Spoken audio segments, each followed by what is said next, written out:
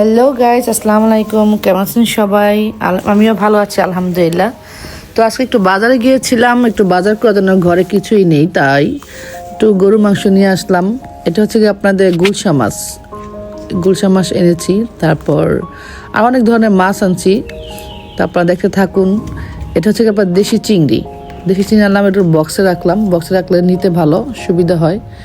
এটা হচ্ছে আপনার দেশি শোল মাছ। তো শোল মাছটা আমি কেটে এনেছি ওইখান থেকে, অনেক বড় তো তো এটা কিনে নিয়ে আসছি। এটা হচ্ছে আপনার টাকি মাছ আছে আপনার ভর্তা বানার জন্য। এই মাছের ভর্তা কে কে পছন্দ করেন আমাকে একটু জানাবেন কমেন্ট বক্সে। আর এটা হচ্ছে দেশি মিনি মাছ। এই মিনি মাছটা অনেক টেস্ট, অনেক ভালো। আর এটা হচ্ছে আপনার গুড়া মাছের মধ্যে আনছি আপনার এই চেলা মাছ বলে এটাকে। আর এটা হচ্ছে আপনার কাসকি মাছ আনলাম। তো এই কাসকি মাছ লেবু পাতা দিয়ে অনেক ভালো লাগে, তাই না? এদিক দিয়ে আমি চুলায় ভাতও বসে দিয়েছি। তো ভাত রান্না করব একটু পর। খাওয়ার টাইম হয়ে গেছে, অলরেডি লেট হয়ে গেছে বাজার থেকে আসতে আসতে। এটা হচ্ছে আপনার চিংড়ি মাছ আনছি একটু। আমার মেয়ে আবার চিংড়ি মাছ অনেক পছন্দ করে, ওর জন্য আবার চিংড়ি মাছ আনি সবসময়। তো এখানে চিংড়ি মাছ আনলাম। তো এগুলো সব আস্তে আস্তে প্যাকেট করলাম। প্যাকেট করে এগুলো ফ্রিজে রাখলে আপনার নিতে সুবিধা হয়। তো যখন যেটা রান্না করবো তখন সেটা আমি নামিয়ে নেমে আর কি রান্না করব।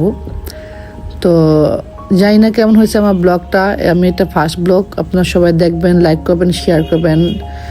আর অবশ্যই আমাকে কমেন্ট করে জানাবেন যে কেমন হলো।